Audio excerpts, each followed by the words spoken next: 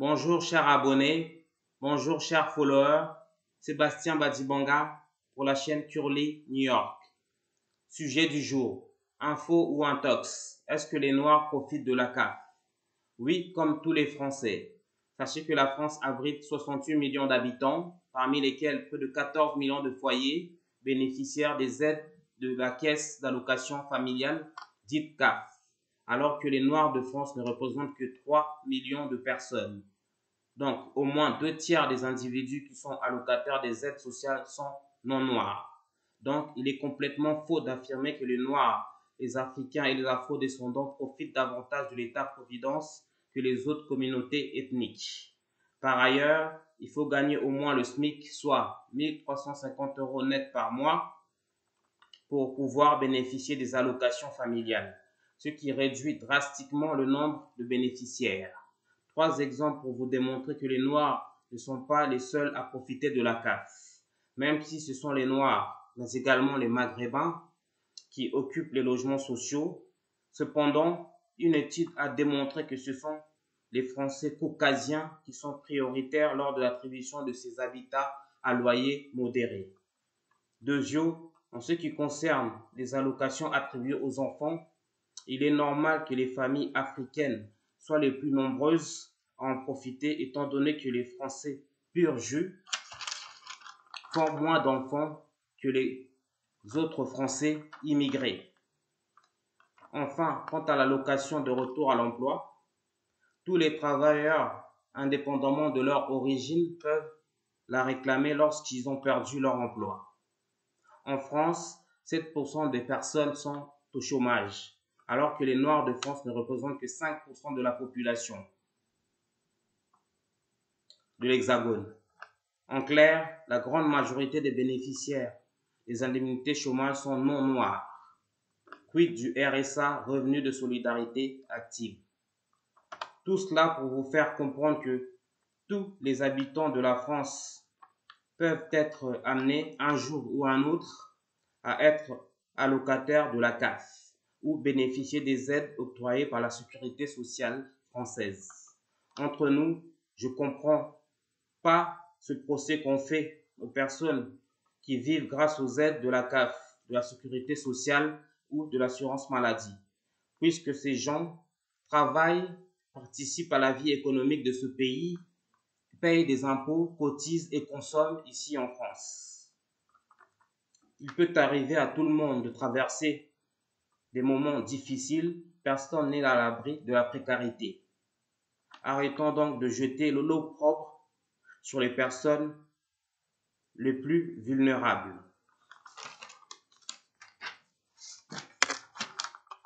En revanche, comme Philippe Simon, PDG de la société Investir au pays, je m'insurge contre la mentalité d'aide. Je m'explique. C'est normal de profiter de la CAF de façon temporaire parce que nous n'arrivons pas à joindre les deux bouts pendant une période précise, mais ce qui doit être dénoncé, c'est le fait d'organiser sa vie afin que l'on soit éligible aux allocations familiales. En effet, certains Africains et Afro-descendants refusent d'occuper certains postes car leur rémunération serait supérieure au seuil des revenus acceptés pour avoir droit aux aides. En d'autres termes, ils préfèrent être au chômage parce que s'ils reprennent un emploi, ils ne pourraient plus toucher la CAF. Je peux comprendre qu'on refuse un travail car on ne va pas gagner plus que ce qu'on gagne avec les aides. Ce qui est inadmissible, ce sont ces individus qui refusent de travailler juste parce que la différence entre le montant de leur aide n'est pas assez élevé à leur goût. Personnellement, je défends la valeur travail. On ne peut pas rester éternellement au chômage et vivre au crochet de l'État. C'est inadmissible. Cette mentalité de pauvre doit être fermement fustigée. Les aides de la CAF ne rendent personne riche, sachez-le. On ne peut pas non plus vivre en se contentant du strict minimum. Comment voulez-vous éduquer vos enfants si vous ne pouvez pas leur offrir une vie confortable. Dire cela ne fait pas de moi un vendu.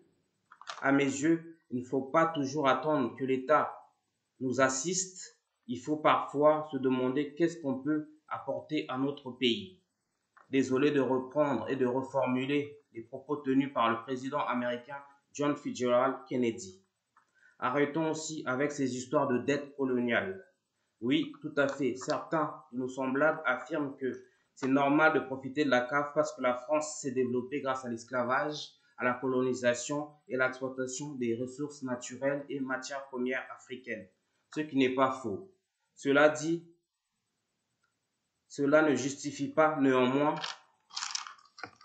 de passer toute sa vie à quémander et à demander de l'aide.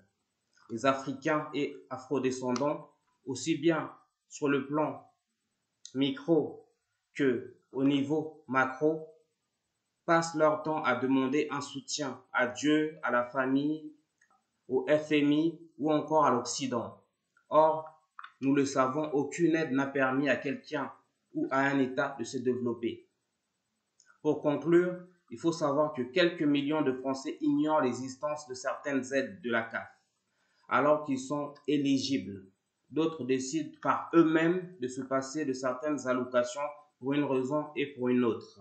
Attention tout de même, la CAF n'est pas déficitaire, contrairement à la sécurité sociale. On pourrait le croire si on se fie aux déclarations populistes de certains hommes et femmes politiques français. Vous l'aurez compris, noirs comme blancs, arabes et asiatiques profitent dans le bon sens du terme de l'assistance publique. C'est donc un intox de prétendre que les Noirs de France profitent davantage du soutien de l'État que les Français traditionnels. Si ce sujet vous interpelle, laissez un commentaire, partagez notre vidéo, abonnez-vous et attirez la cloche de notification. Sébastien Badibanga pour la chaîne Curly New York. Merci de nous suivre et d'être nombreux à aimer nos contenus. À la prochaine pour les nouveaux épisodes. Ciao, XOXO, bye.